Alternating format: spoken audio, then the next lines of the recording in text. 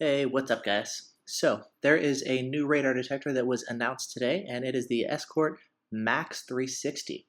Very interesting. It's basically a Max 2 with arrows. So, for the first time, we now have an Escort product that, like the Valentine 1, has arrows to give you directional information and tell you where the signal is. Very, very interesting. Now, the detector has not yet been released yet. I don't have one here, and so I can't do any videos showing you or anything, but there's been a lot of really cool information that's been released today due to the announcement, and I kind of compiled some of the really helpful posts and information, and I just want to go ahead and share with you some of the stuff that's been shared online. And we're going to go ahead and talk about things like some of the new features like the arrows, go over what we can expect in terms of performance and range, blind spot filtering, if it's immune to radar detectors, all this kind of stuff. We're going to go ahead and take a look at it because we do have quite a bit of information. Once I actually get one here on hand to actually get familiar with, do some testing, compare to other detectors, etc. Definitely put out some more videos, but in the meantime, let's go ahead and take a look at what we know now that this detector has been announced today. So the detector is now up on Escort's website, and this is what it looks like here. A little bit different design than the Max. We've got a black case, and right up here, we now have a new display. Over here, we've got our speed limit and our current speed, just like the Max and the Max 2, but now we have two strength meters, which we can either use for like front and rear antennas, or we can maybe track two signals at a time. I'll get into a little bit more information on how the new display works, because it is a little bit new and different now. And then over here, we now have arrows, so it can display front, rear, or to the side. So very interesting. You'll notice the style is different. The presentation is different than how the V1 operates. So I'll do some quick comparisons too so we can get familiar with, not only the fact that, yes, it has arrows, but is it better? Is it worse? How does it compare? I don't really know yet, but we'll just do a little bit of comparison to get a feel for what we can glean so far. So yeah, there we go. That is the new Max 360. It retails for $650. And it basically offers everything all in one package. It's basically designed to be like Escort's ultimate detector to give you long range. Everything is built in, from the GPS to the lockouts to the red light cameras. I mean, it does everything in one one integrated package. The V1 can also do arrows, but it doesn't have some of the very useful stuff here on the screen. And in order to get some of these features, you're going to have to pair it with a phone, an Android phone with the AV1, to get a lot of the features that here you can just put it up in your windshield and it works all by itself. So this is definitely going to be an easier to use, much more automatic package. Yes, the V1 can do a lot of this stuff, but you're going to need other devices. You're going to have to set it up and configure it, all this stuff. So that's a more difficult system to set up initially, but this one is going to be much more plug and play and integrated. So that is going to be the selling point. So even though it's $650 and the V1 is $400 plus another $50 for the Bluetooth and blah, blah, blah, phone, whatever, this is definitely going to be a pricier option, but it's more automatic and integrated. And that seems to be one of the big selling points here relative to the V1 and whatnot. So anyways, let's compare it in terms of performance, all that good stuff, to some of the other detectors. So this detector, people have been talking about it all day long. Tons and tons of posts about the Max 360, all this stuff. Now, one of the best sources that we've had is Escort Radar, the Escort rep. This is Larry. He is awesome. He's been providing a ton of really useful, helpful information today, and I wanted to share with you some of the awesome stuff that he's been sharing with us. First, let's go over range. So how does it compare to the Redline, which is currently Escort's longest range radar detector? Well, it says it's going to be close, but the Redline will still offer the most extreme range in some situations. So effectively, the Redline will still give you longer range. This will not outgun the Redline. He also mentioned, where is it? Right here. The Max 360 uses a new dual horn antenna, as we know. Same DSP technology that's used in the Max and the Max 2. Now here we go. Expect performance similar to the Max and the Max 2. So your performance is going to be pretty comparable to what we'll see with the V1, but not as good as the Redline. If you want to see how the Max and the Max 2 compares to a bunch of other detectors, I've got some test results I'll post online. Just click the links in the video description. Here's one that I did about 2 weeks ago with the Max versus a bunch of other detectors like the Stinger VIP, Redenso, whatever. I'm finishing up the results, putting the videos all up together to post on YouTube, so that's going to be coming. But you can take a look in the meantime and see what's up online. Here's another one I did back in May. Here is the, the Max 2 versus a bunch of other detectors. So if you're curious, you can see test results and see how these detectors all perform relative to the competition. So anyways, take a look if you're curious about performance, how the Max and the Max 2 compares. And because the performance of the Max 360 should be comparable, this will give us a good idea as far as what to expect in terms of long distance range. Awesome. Okay, another cool thing that he mentioned is the red line will also be their only windshield mount detector that's undetectable to all radar detector detectors. What that means is the Max 360 will not have stealth technology, so it's going to be detectable by radar detector detectors. It's not based on the same M3 platform as the red line or the Magnum. So, for those of you guys who that's something you're wondering about, this detector does not have stealth technology. Okay, now here is something that is really interesting. And this is specifically the way it's handling blind spot falsing. It does look like this is a little bit different. The Max and the Max 2, they had this whole pitch about the DNA, being able to see the DNA of the signal and filter things out based on that. Turns out that was not the case. It does the same thing every other detector does with lockouts and reduced sensitivity, whatever, TSR.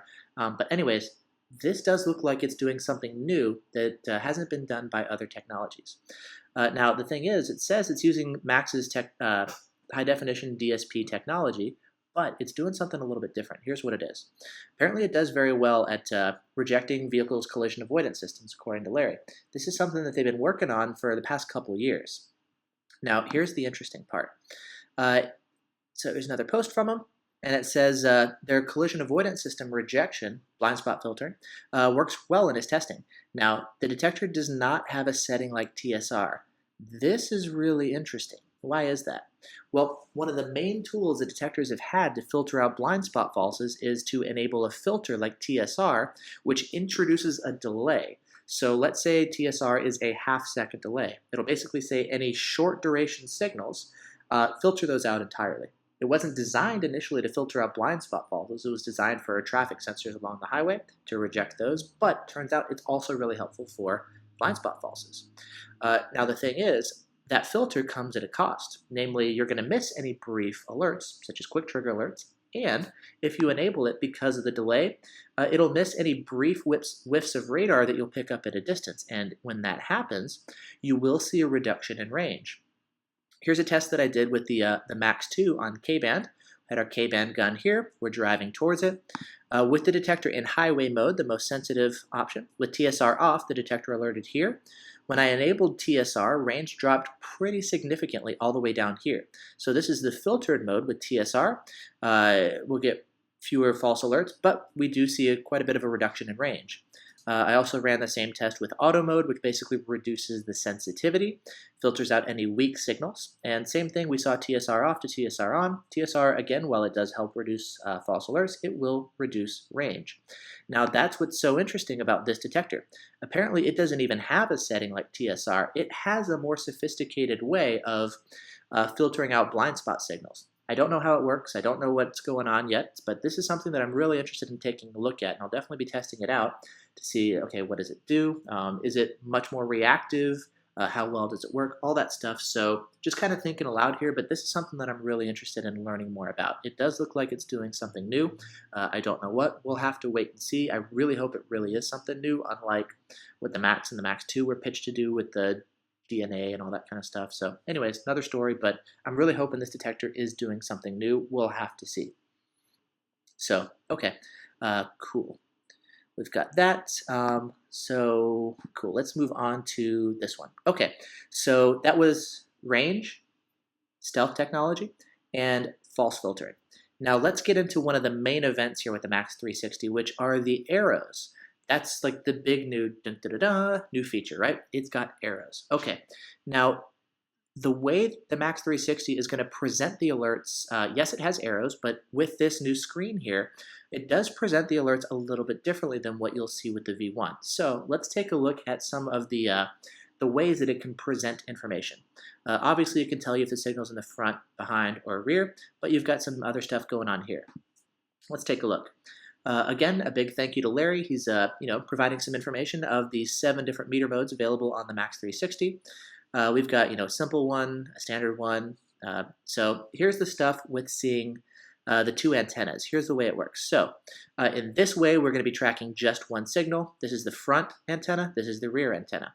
So here's the front signal string. Here's the rear signal string. Based on this, you can see that the signal is much stronger in the front, so the signal is ahead of us. Cool. This 2 here tells us that it's actually tracking 2 signals, but we only have it actually displaying 1 signal. So front, rear. Front stronger, it's ahead of us. Cool. Now we can also have it display 2 signals at a time. Here's a Ka band signal, here's an X band signal.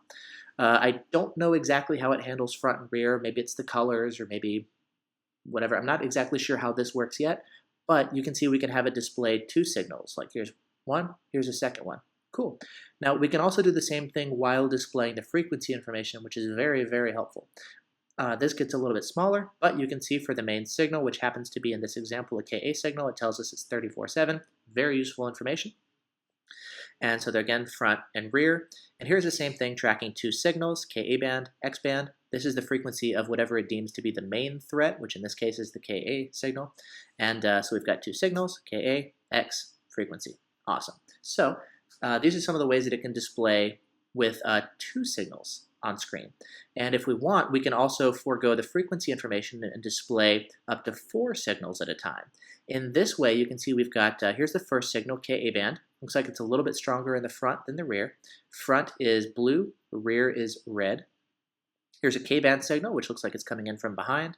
Here's an X band signal, which is slightly ahead of us. And here's an X band signal that's grayed out, which means it's actually locked out. So that's how it tells you, just like with previous detectors, it's locked out when it's gray like this. And we can also see, it looks like we're passing it when we're really close.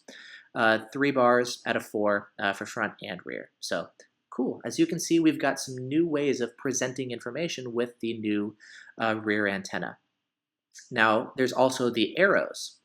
3 different ways that it can present arrow information. The first way, let's say it's detecting, or it's only going to be showing you 1 signal. Again, we've got the 2 here, it's detecting 2 signals, but we've got it set up with single arrow mode, so this is only going to show you 1 signal at a time, FR1, frequency 1. So, front, rear, and the arrow here in this case should be, I'm guessing if I'm reading it right, pointing up. I think it's just pointing to the side purely for illustrative purposes, so we can see it since the other ones are like this, but I think this should be pointing up at the front, and this is just telling us front and rear. Again, I'm very new to this, I just read it over a couple times, so this seems to be what it's saying. Once I get a detector here on hand, get more familiar with it, definitely do some more in-depth information on the arrows, but just to kind of get an idea over the different ways that this can work, here you go. Okay, now let's take a look at 2 different ways it can display multiple signals. Here is our main signal, here is our secondary signal. Again, we're detecting 2 signals. The main signal, whatever color we set as our main color for the Max360, will be here with the same color there.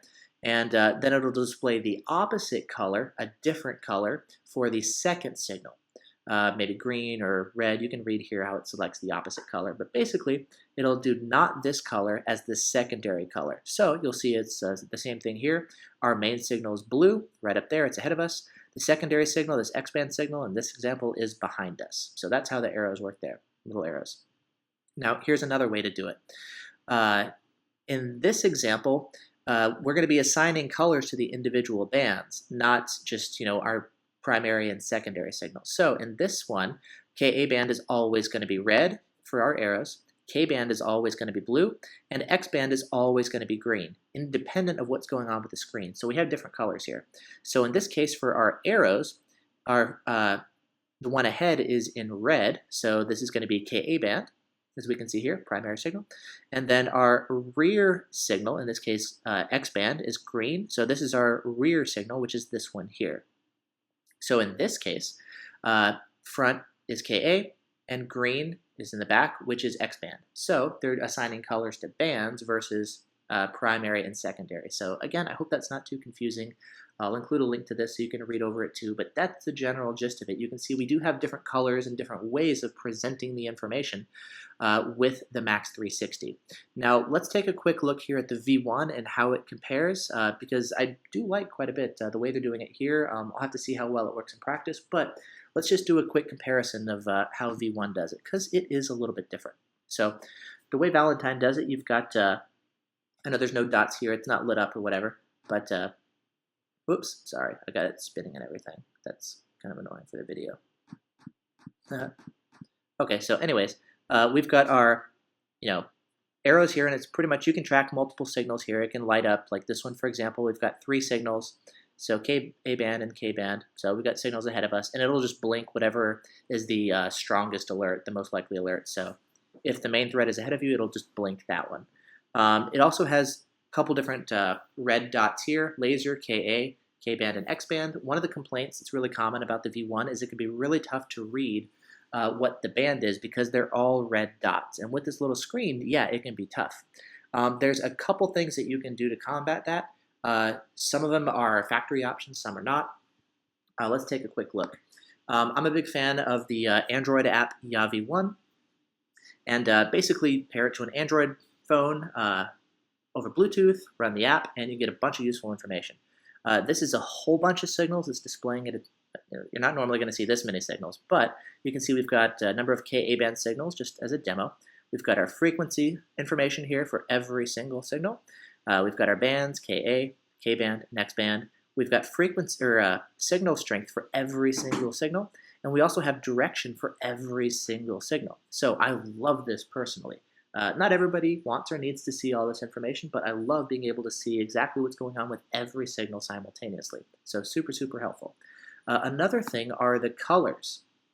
You can have, because the V1 can't do it itself with your phone, you can program to have different frequency ranges to have different colors. In this example, it's not how I have mine set up with these colors, but you can see X-band, K-band, and all 3 different Ka bands are all set up to display different colored backgrounds, which is really, really helpful to just tell at a glance exactly what's going on. I've got mine set up similarly with different colors that I prefer. I also have things like K-band signals that I've seen for the first time have no background. If it's a signal that's locked out, it has a different color. If it's a signal that hasn't yet been locked out, but it has been seen before, has a different color. So you can definitely customize this to your heart's content and have a lot of really useful information because the V1 itself doesn't actually provide that for you. So if you add a phone, you can get the colors and different info at a glance that you can't get from just the V1. And that's kind of one of the things that is pretty good about this detector is it doesn't require a phone to tell you that kind of stuff. It's, again, has a lot of this stuff built into the detector itself, so you don't have to necessarily rely on a phone as much. That, again, is one of the big selling points of this detector. Now, one thing that you can do to your detector is actually modify the LEDs, and you can see here, right? Take out the red LEDs and swap in different colors. This is one of the forum members who, you can see an illustration here that he did it on a concealed display, very helpful. I had him do this for one of my concealed displays and I run it this way. Now, here's actually my concealed display. Initially, I had it like that where it had a whole bunch of different colors, and with everything lighting up in different colors, it was like too wacky and crazy. It just lit up like a Christmas tree and was kind of hard to read. And so I actually had it redone and simplified where all I have are everything is red, different, stuff here, and a different color like blue for Ka-band, yellow for K-band, so I can tell at a glance if it's a different color. I can tell what's going on, and that's super, super helpful.